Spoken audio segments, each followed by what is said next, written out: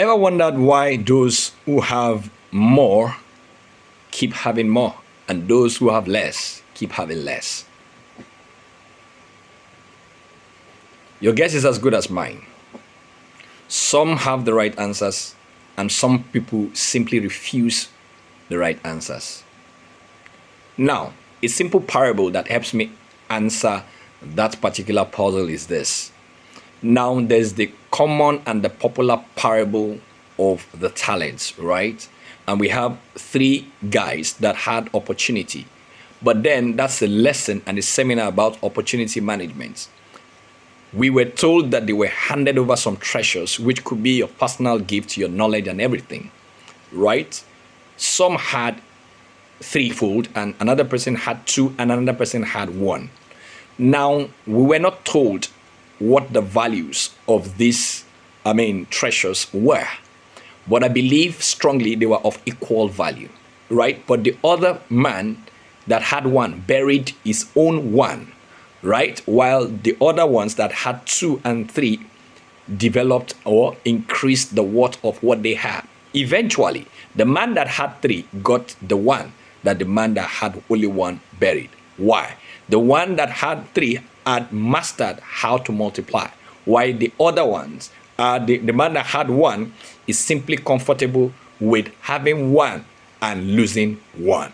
Now, what's the difference there? There are 3 basic things responsible for why many people that have more will keep having more. Why the rich is getting richer and the poor is getting poorer. The rich has 3 things, or the difference, or what is responsible for the gap are basically 3 things. Number 1 is the mindset. Now, how does the man that has 3 value the 3 that he has compared to the man that has 1? The man that had 1 and buried it simply had a mindset that, what is this that I have? What can this do? When this person has 3. And the person that had 3 simply had a mindset. One thing is this: your mind must carry more value than your eyes. The moment it is your eyes that has more value than your mind, you will always misinterpret the worth of things. So, while the rich get richer, is that the rich has learned how to multiply. They know how to scale. They know how to sustain and scale. While the poor complain about the work required to sustain and to scale. So number 2 thing that the rich has that the poor does not have is work ethic. Check the work ethic of the rich and the work ethic of the poor. While the rich may be automatic and systematic and strategic, the poor may be mechanical and bureaucratic. Right? When you see a bureaucratic system, it's a poor production system. But when you see an automated system, it's a fast and efficient system. Right? And that's why we have developed nations and we have developing nations. The difference between them is their respect for merit and their work ethic.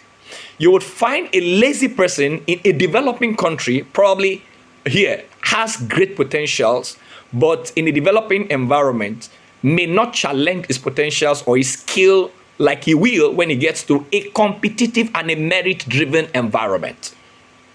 Right? So in a merit-driven environment, you find out that you have to put up your best. You have to put your best foot forward. So you can see the difference between the rich nations and the poor nations starts from what their thinking process. And then we have their work ethic. Right? And lastly is division. Right? The man that had 1 talent and buried it simply did not see a future in his 1 talent. But the man that had 3 and the one that had 2 said, why? I have this much, then I can do much. To whom much is given, much is expected. And then they went ahead and engaged their mindset and their work ethic plus their vision and created 3 more. Right? And that is what is basically responsible between the rich and the poor. The gap will continue to widen as long as this mindset, this work ethic, and this vision, this perspective remains. So, which side do you belong? The side of the rich or the right side of the poor? Wonder why you're losing what you have? Wonder why what you have is multiplied. These are the three basic things responsible for what is happening to you. I hope this makes sense to you. If it does, let me know in the comments. Thank you.